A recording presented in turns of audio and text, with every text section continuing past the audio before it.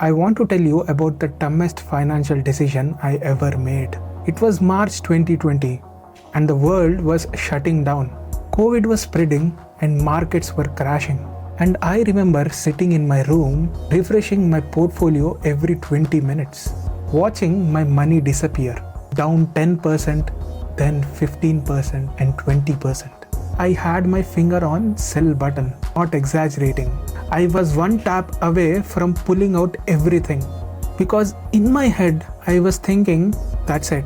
This is a big one. Economy is done. No one has seen something like this and I need to save whatever is left. And I sold everything. I was scared that markets were never going to recover from this fall. And here's the plot twist. By the end of that year 2020, the market had fully recovered. And within 18 months of time, it was hitting all-time highs. And this was the same year I sold my portfolio for over 30% loss. And that moment taught me something that I will never forget. Biggest threat to your money is not the market, it's you. And today I'm going to break down why most people lose money in investing. Okay, let's start with what happened to me. Because I wasn't an idiot, at least I would like to think so. And I was not new to investing. I intellectually and historically knew that markets would recover. I read the books, I watched videos, I knew the theory. And none of that mattered when it came to your real hard-earned money. You're watching your actual money, the money that you have worked for, is the same money that you sacrificed a lot for. And when you watch that disappear in front of your eyes, it's not an easy feeling. And brain could not accept with that theory. And my brain got into survival mode. That's what happened to me. And it's what happens to millions of investors every single time the market dips. Let me paint a picture. Tell me if this sounds familiar. It's a random Tuesday evening. You had a long day at work, open Instagram, some finance account posted huge red arrow pointing downwards. Caption says something like, the markets are crashing. You immediately check the news and 3 different outlets confirm what the finance account in Instagram says. And you open your investing app and see everything is red. Your portfolio is crashing in front of your eyes. Your stomach drops and this little voice in your head goes, maybe I should move everything to cash just until things settle down and become safe. You know, that voice in your brain has costed investors more money than every stock market crash in the history. And I know it because I listened to that voice. After my 2020 disaster, I went deep into research. I needed to understand what happened to me. Then I found a firm that has been researching on investor behavior in the stock markets. And what I found was utterly brutal. Over the last 20 years, the S&P 500 has returned close to 10% year on year. But the average investor has just returned 3% in stock markets. And the first reason that came to my mind was, well, people don't have financial literacy and they might have picked wrong stocks. Well, everyone does that. Everyone picks an odd stock which loses a lot of money. But I was surprised to see that it didn't come from picking bad stocks, but it came entirely from timing. People sell things when they are scary and buy things when they feel safe, when in reality, it should be exactly the opposite. And then I found JP Morgan data that really punched me in the gut. They looked at what happens if you miss best trading days in a given stock market year. If you have stayed invested fully from 2003 to 2023, then you got a return of up to 10% per year. And if you have missed 10 best trading days in that time period, then you would have just gotten 5.6% per year. Almost half of the return just poofed. So here's the question. When do the best trading days happen? The best days in stock market happen after the worst days every time. So when I sold my portfolio in March 2020, I also missed best recovery days.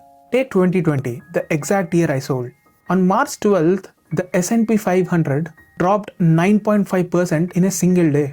Its worst since 1987. The very next day, on March 13th, It bounced back 9.3% again. It bounced back. One of the best trading days for that entire year. The worst and best trading days literally were back to back. After that experience, I made rules written down on my phone, and one of them says when the market drops more than 15%, then do not open the investing app for the next 48 hours. Sounds stupidly simple, but it works. By the time 48 hours pass, the adrenaline is also gone. The panic has faded and you can think clearly again. My another rule, if I feel strong urge to sell, then that's the signal to do nothing. The stronger the urge to act, the worse the decision is, usually. I know this because I lived that. My emotions is the worst financial advisor I ever had, and yours probably are too. I have a friend, let's call him Amir. Amir wanted to start investing early in 2023. He had been saving and had a decent amount ready to invest in the markets. But every time he wanted to put money in the markets, something stopped him.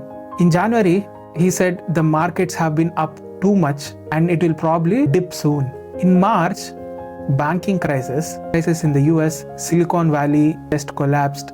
In June, he said, okay, it feels recovered, but let's see if it falls down and I want to catch the absolute bottom. In December, the markets are at all-time high again, and now it's stupidity to buy anything. You know what happened that year? The market went up by 24% and my friend has invested $0. He sat on sidelines and has never invested. The right time never came. He never invested. Here's the lesson. The right time never comes. It never does. Now here's the irony. My mistake and Amir's mistake are mirror images. I was in the market and I panicked my way out. Amir was out of market and he overthought and never invested. Different behaviors, same result. We both missed returns because we tried to time the market, because we tried to outsmart markets. There is always a reason not to invest. Elections are coming up, war breaking out, interest rates are rising, interest rates are falling. Something is going wrong. Something always goes wrong. If you wait for the perfect moment, you will wait forever. Charles Schwab actually tested this. They gave 3 hypothetical investors $2,000 at the beginning of every year. They all invested in S&P 500 index. Same amount, same fund, same time frame, only difference is different strategies. Investor 1 didn't overthink it. She got her money, she invested it straight away. First trading day of every year. No charts, no analysis. No reasoning that let me buy the dip or something is overvalued. Nothing. Just all in on the first trading day of every year. Investor 2 had the worst timing you can imagine. Every single year for 20 years, they invested at absolute peak, the worst possible day in the markets. Every time, if there was a wrong day to invest in the markets, investor 2 found it. And investor 3, they never invested. They kept everything in cash, waiting for the right moment and watching from the sidelines. Guess what? Who won the race? Investor 1 won the race by a huge margin. No doubt in that. And to my surprise, the worst timer of the market, investor 2, beat investor 3 who has never invested at all. So the lesson is just put in. Not because the market will go up tomorrow, but because over 10, 20, 30 years horizon, what happens tomorrow does not matter at all. Set up a standing order on a monthly basis, on a regular basis. Same amount, same day, every month. Put into your ISA accounts, into a global index funds. I do mine on the first of every month before I overthink it and spend it. The money leaves my account and gets invested. Zero decisions made. That's the system. And the system works precisely because I'm not involved in making the decision every month. And after what happened in 2020, I will never trust myself making investing decisions every month. I just stick to an index fund which represents the whole market and just stick to it. And honestly, that has been the most profitable decision that I ever made.